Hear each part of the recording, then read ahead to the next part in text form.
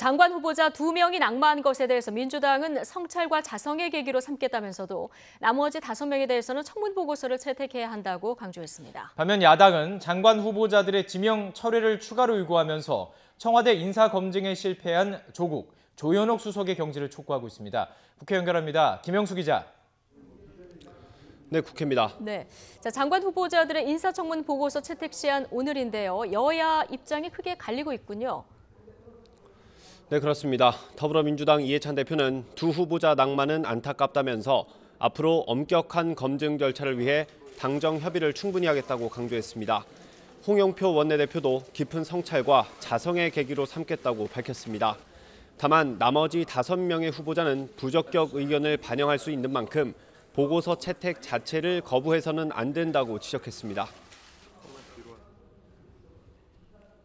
야당은 특히 자유한국당은 부적격이라고 판단되는 후보들에 대해서는 그 의견을 분명히 인사청문 보고서에 반영시킬 수 있기 때문에 인사청문 보고서 자체를 거부해서는 안 됩니다. 야당의 조국, 조현옥 수석 경질 요구에 대해서는 특별한 공식 입장을 내지는 않고 있는 가운데 당내 일부 의원들은 정치 공세라는 취지로 부정적인 입장을 밝혔습니다. 반면 자유한국당 황교안 대표는 장관 인사는 흥정이나 거래의 대상이 될 수 없다고 비판하며 몇 명 잘랐으니 괜찮은 것 아니냐는 식으로 나머지 후보자의 임명을 강행해서는 안 된다고 못 박았습니다. 나경원 원내대표도 박영선, 김현철 후보자의 인사청문 보고서 채택은 절대 불가하다고 날을 세웠습니다. 특히 청와대 인사검증에 책임이 있는 조국, 조현옥 수석의 경질을 촉구했습니다. 조국 수석은 지금의 태도에 비추어 보아서 무능한 것인지 무지한 것인지 묻고 싶습니다. 본연의 업무보다는 유튜브 출연, 페이스북 등 온갖 딴짓에만 전념하고 있습니다. 바른미래당 김관영 원내대표도 인사참사는 청와대의 인사 추천과 검증 시스템의 문제라면서 무능과 무책임을 상징하는 두 수석의 경질을 촉구했습니다.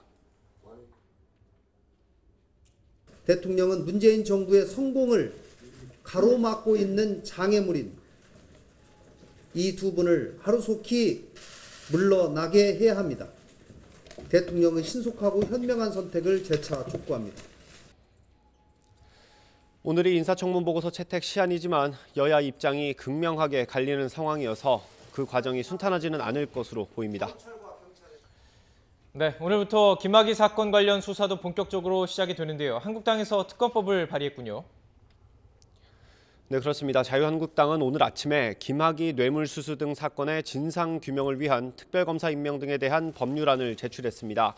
한국당은 앞서 주장했던 환경부 블랙리스트나 손혜원 의원 특검 등 조건 없이 일단 김학의 사건에 대해서만 특검법을 냈습니다.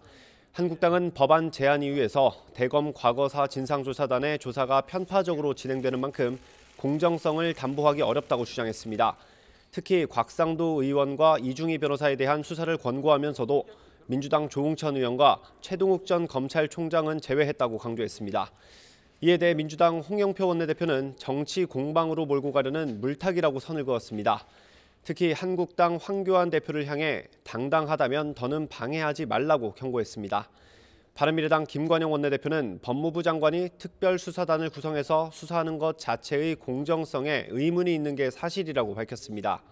그러면서 특검법의 경우 통과할 가능성이 크지 않기 때문에 상설특검을 통해 제대로 된 수사를 진행해야 한다고 덧붙였습니다. 지금까지 국회에서 전해드렸습니다.